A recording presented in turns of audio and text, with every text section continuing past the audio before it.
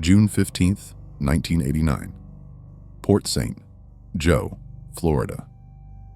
A woman walking to her car spots a Polaroid lying face down on the hot asphalt. She picks it up.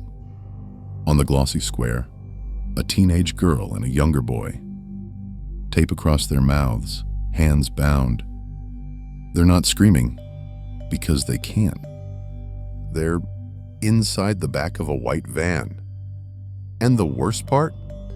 To this day, no one can say with certainty who they are, or if they were even alive when that picture was taken. You're watching Whispers of the Unknown, true cases and real mysteries that follow you into the night. If you want stories that don't need jump scares to get under your skin, subscribe and listen closely. Because sometimes the scariest evidence is only a picture. Port St. Joe is a quiet coastal town. In the summer of '89, a shopper steps out of a convenience store and notices that photo on the ground, face down as if someone dropped it in a hurry. She flips it, freezes, walks it straight back inside and calls police. Officers arrive fast. Roadblocks go up. Drivers in white vans are checked. But whoever had that camera is already gone. Investigators study the photo. It's a Polaroid, the kind that develops in your hand. No lab, no negatives. The girl looks late teens, the boy preteen. Both sitting on what seems like a crumpled pillow or blanket in the cargo space of a van. Behind them, a window covered, maybe with a sheet or a sunshade. In the corner, almost lost in the shadows, there's a paperback book. We'll come back to that. Within hours, the image is faxed, copied, broadcast. Phone lines light up. Most tips go nowhere. But one call travels farther than any roadblock can reach, to New Mexico. Across the country, a family in Belen, New Mexico is staring at their TV. The mother doesn't just see a girl, she sees her girl. 19-year-old Tara Calico vanished the year before, on a bike ride along a familiar route. No bike, no struggle, no Tara. When the Polaroid hits the news, Tara's family studies it frame by frame. The girl's profile, the eyebrows, a small scar, even the paperback of V.C. Andrews' novel, the kind Tara loved. It's not proof, but it's enough to rip open hope, the kind that hurts to carry. Detectives in Florida share information with New Mexico. The FBI takes an interest. Analysts weigh in. Some think the Polaroid girl could be Tara. Others aren't convinced. There's no fingerprint on an instant photo. No metadata. Just chemistry, paper, and what the human eye thinks it recognizes. Meanwhile, the boy. Families of missing sons call in too. One name echoes loudest: Michael Henley, a New Mexico child who disappeared that same year while on a camping trip. Could it be him in the photo with the taped mouth and terrified eyes? For a while, many believe it might be.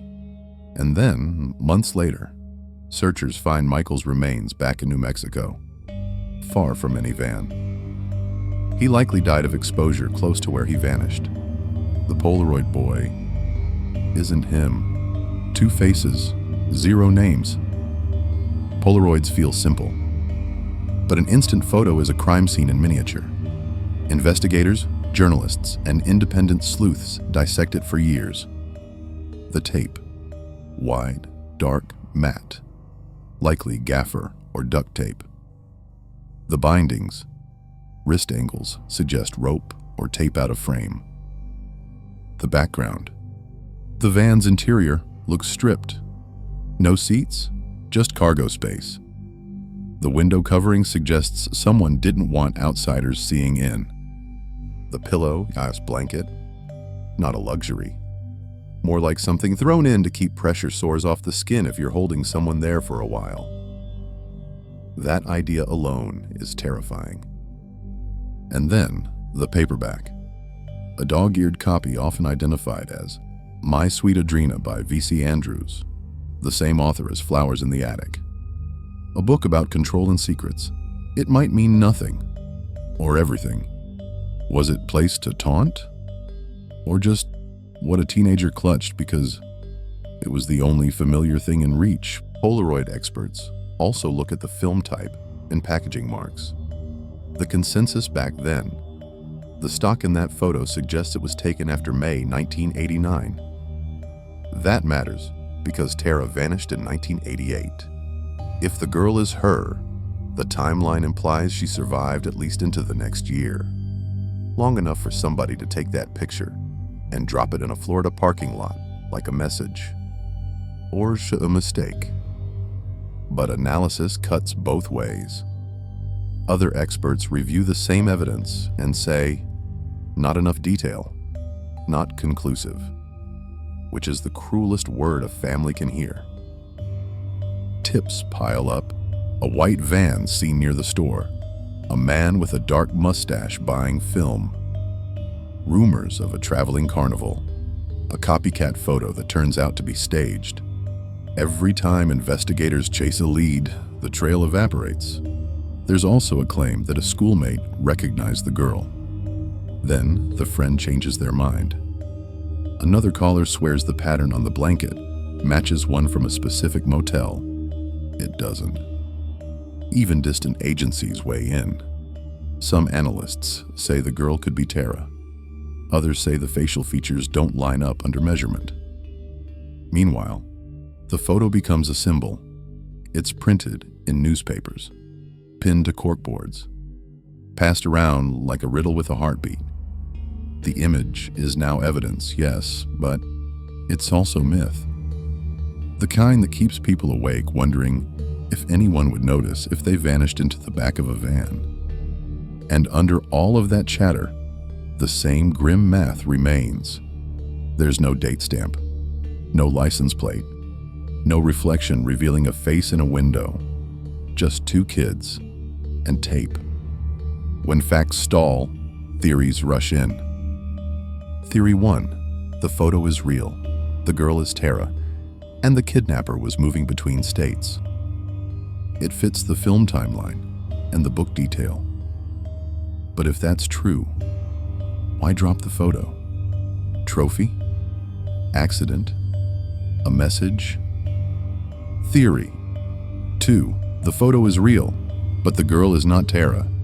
This makes sense because multiple families thought they recognized their own.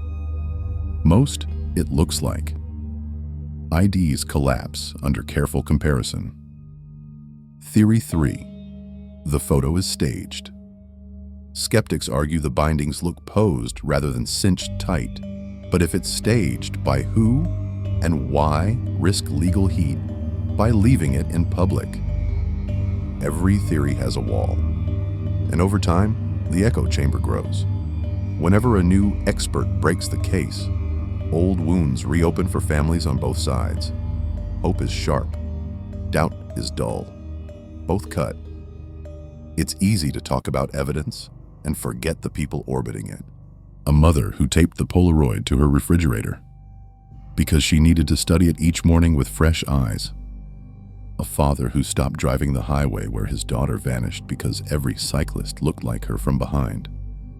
A brother who kept a box of clippings, promising he'd only open it again when there was something new, something real.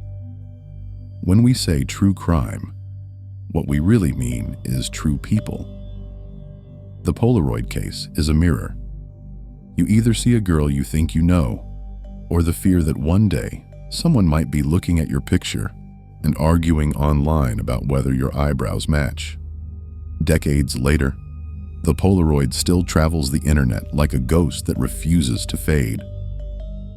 Some updates have clarified other cases connected by rumor, but this photo remains what it has always been, a question. Maybe one day there'll be a definitive identification. Maybe technology will pull a hidden clue from those grains of dye and developer. Until then, we have a town, a parking lot, and a square of paper that rewired how people think about going to the store on a normal day. If you know this case, tell me, what detail in the photo chills you most?